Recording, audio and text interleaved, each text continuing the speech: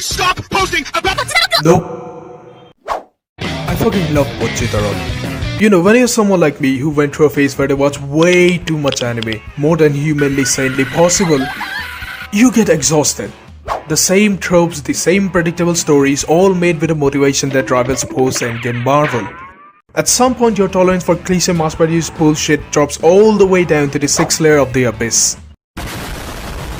But one superpower that I got out of this phase is the ability called exquisite taste. I can tell with one smell which anime is going to die within weeks and which one will live on to be a classic that I'll shamelessly show my grandchildren. So when I first watched Bocchi the Rock, I knew it was here to stay. Hell, it dropkicked K-On! Off its throne and firmly landed itself as the new peak of the entire moe slice of life genre. All the hot and trendy shows that aired during that time at some point stopped showing up on my timeline, but Bocchi the Rock memes stayed. This show's popularity has the life expectancy of 5 Greenland sharks. My point is, Bocchi the Rock is a classic, kind of like Five Nights at Freddy's. And like Five Nights at Freddy's, Bocchi the Rock would go on to get its own fanfics. You have most likely seen panels from the most famous ones of these on your timeline. A fan manga by the name of Scummy Bandman Bocchi. When I first saw panels of Scummy Bandman Bocchi, I thought that the creator was just making this as shock content through showing contrast between this Bocchi and the original Bocchi. The original Bocchi is a super shy, goofy and innocent girl from a wholesome story, while this Bocchi is an insanity from a seemingly much darker story.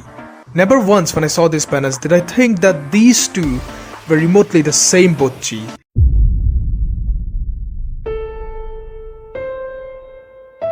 But I would be proven wrong as soon as I picked up this manga.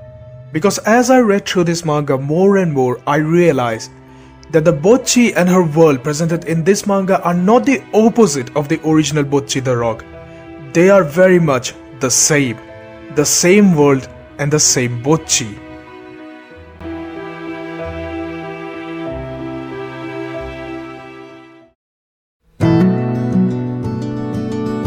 The story of Scummy Bandman Bocchi takes place 3 years into the future of the current story after some incident happened which led to Kessoku Band being broken up. The same incident led to Bocchi falling into a downward spiral in life, falling into a depressive and broken state, eventually picking up a smoking and alcohol addiction to cope with her reality and running away from her home. I will not get into what the incident was. I recommend you go and read it for yourself. As the manga goes on, you start to realize that this Scummy Bocchi is in no way a contradiction to the original Bocchi.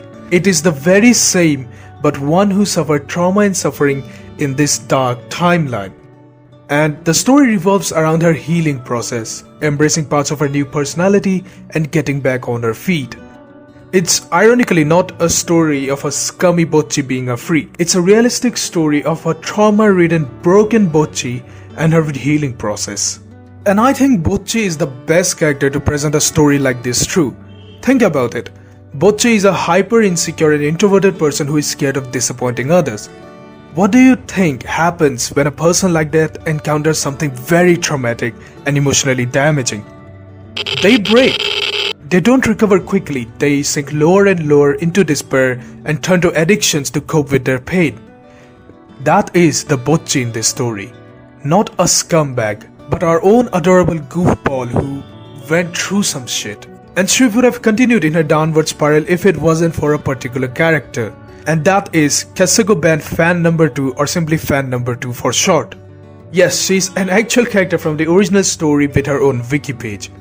She plays a major role in Bocchi's healing process.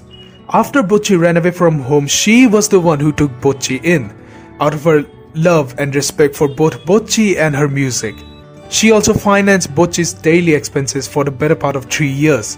Even after many people stopped talking to Bocchi after the incident, fan number 2 continued to take care of Bocchi for 3 years because she believed that Bocchi will definitely recover someday. Without going into much details, her and Bocchi's relationship in the manga is honestly very beautiful.